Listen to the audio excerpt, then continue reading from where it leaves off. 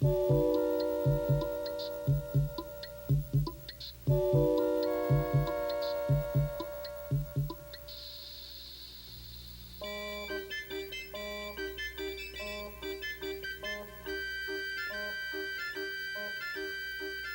picnic near the lakeside in Chicago is the start of a lazy afternoon, early one October. We begin with a scene 1 meter wide, which we view from just 1 meter away. Now, every 10 seconds, we will look from 10 times farther away, and our field of view will be 10 times wider. This square is 10 meters wide, and in 10 seconds, the next square will be 10 times as wide. Our picture will center on the picnickers, even after they've been lost to sight. 100 meters wide. The distance a man can run in 10 seconds. Cars crowd the highway. Powerboats lie at their docks. The colorful bleachers are Soldiers Field. This square is 1 kilometer wide, 1,000 meters. The distance a racing car can travel in 10 seconds. We see the great city on the lake shore. 10 to the 4th meters, 10 kilometers. The distance a supersonic airplane can travel in 10 seconds. We see first the rounded end of Lake Michigan, then the whole Great Lake. 10 to the 5th meters. The distance an orbiting satellite covers in 10 seconds. Long parades of clouds, the day's weather in the Middle West. 10 to the 6th, a 1 with 6 zeros, 1,000,000 meters. Soon the Earth will show as a solid sphere. We are able to see the whole Earth now, just over a minute along the journey. The Earth diminishes into the distance, but those background stars are so much farther away that they do not yet appear to move. A line extends at the true speed of light. In 1 second, it half crosses the tilted orbit of the moon.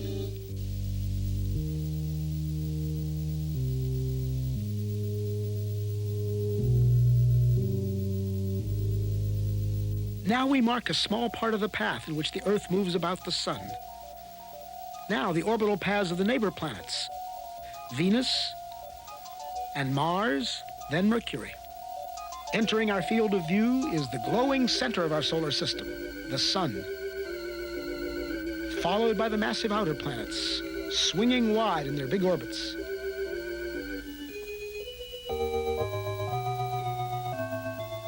That odd orbit belongs to Pluto.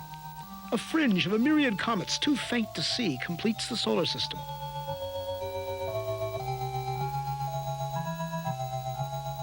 Ten to the 14th. As the solar system shrinks to one bright point in the distance, our sun is plainly now only one among the stars. Looking back from here, we note 4 southern constellations, still much as they appear from the far side of the Earth. This square is 10 to the 16th meters, 1 light year, not yet out to the next star. Our last 10-second step took us 10 light years further. The next will be 100. Our perspective changes so much in each step now that even the background stars will appear to converge. At last, we pass the bright star Arcturus and some stars of the Dipper. Normal but quite unfamiliar stars and clouds of gas surround us as we traverse the Milky Way galaxy.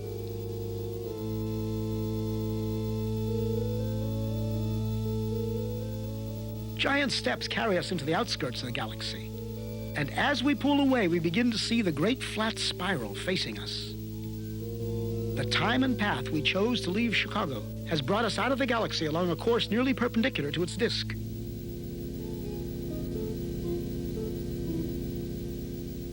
The 2 little satellite galaxies of our own are the Clouds of Magellan. 10 to the 22nd power, 1,000,000 light years. Groups of galaxies bring a new level of structure to the scene. Glowing points are no longer single stars, but whole galaxies of stars seen as one. We pass the big Virgo cluster of galaxies among many others, 100 million light years out. As we approach the limit of our vision, we pause to start back home. This lonely scene, the galaxies like dust, is what most of space looks like. This emptiness is normal. The richness of our own neighborhood is the exception. The trip back to the picnic on the lakefront will be a sped-up version, reducing the distance to the Earth's surface by 1 power of 10 every 2 seconds. In each 2 seconds, we'll appear to cover 90% of the remaining distance back to Earth. Notice the alternation between great activity and relative inactivity, a rhythm that will continue all the way into our next goal, a proton in the nucleus of a carbon atom beneath the skin on the hand of the sleeping man at the picnic.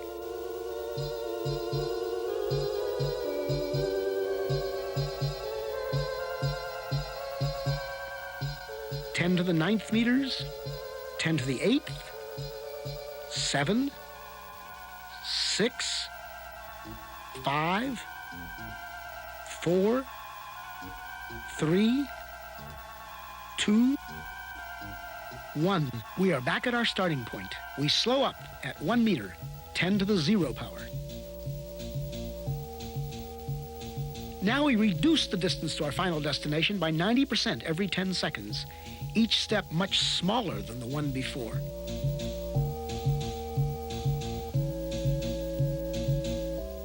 At 10 to the minus 2, 1/100th of a meter, 1 centimeter, we approach the surface of the hand. In a few seconds, we'll be entering the skin, crossing layer after layer from the outermost dead cells into a tiny blood vessel within. Skin layers vanish in turn. An outer layer of cells, felty collagen. The capillary containing red blood cells and a roughly lymphocyte. We enter the white cell. Among its vital organelles, the porous wall of the cell nucleus appears.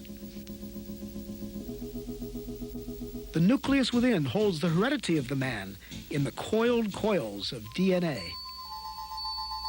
As we close in, we come to the double helix itself, a molecule like a long twisted ladder whose rungs of paired bases spell out twice, in an alphabet of 4 letters, the words of the powerful genetic message.